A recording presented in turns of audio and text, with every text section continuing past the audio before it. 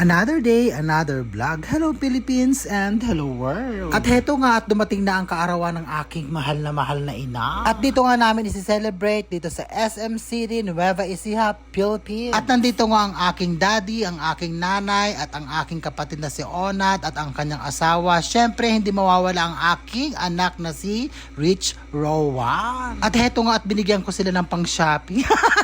Sabi ko nga sa kanila, mamili sila ng gusto nila. Syempre sa isang katulad kong sumusubok na paligayahin ang aking mga magulang at ang aking kapatid. Hindi pa naman ako mayaman pero sinusubukan ko talagang pasayahin sila. Sa abot nga ng aking makakaya. Hindi nga nakasama yung isang kapatid ko kasi nga naka-duty. Yun nga yung nurse na sundalong kapatid ko. Katapos si Bimbo naman hindi nakasama kasi nga may sakit. At inuubo nga daw. Si Unil naman na isang anak ko ay may sakit din. Katapos yung isang anak ko din si Shandy nag-aaral sa doktor. Katapos yung dalawang bulinggit, may pasok at exam daw nila. Kaya kami nga lang yun nandito. O diba nakakahon yung binili nila.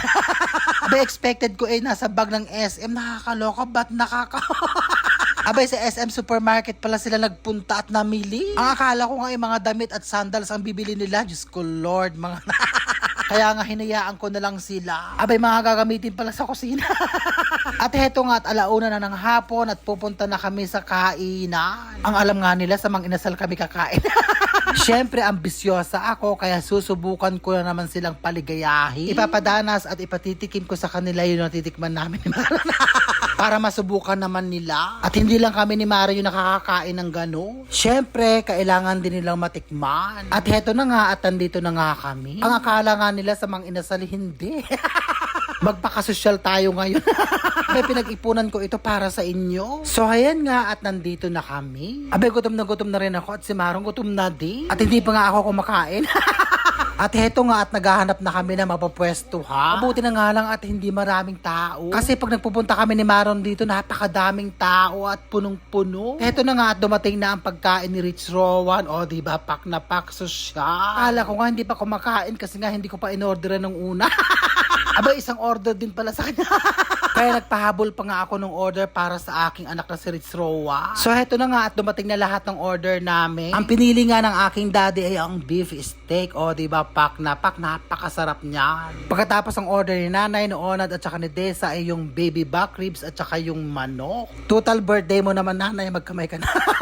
Ba't nakakamay, nakakaloka? Nanay, nawawala yung pagkasosyal natin. Nagkamay. Sa'yo nga talaga ako nagmana kasi nagkakamay din ako. Wala nga akong pakialam kapag nakatingin sila sa akin.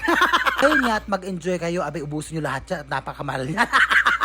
So kain po tayo. Happy birthday nanay. At sana nagustuhan nyo ang aking munting regalo. At sana kahit papaano inaligayahan kayo. Kaya kayo dyan hanggat buhay ang inyong mga magulang, ipakita nyong mahal na mahal nyo sila. Kahit na sa simpleng paraan, bigyan nyo sila ng kaligayahan. At heto na nga, tapos na kaming kumain at andito na kami sa parking lot. Abay na pagkainit-init dito sa basement, nakakaloka.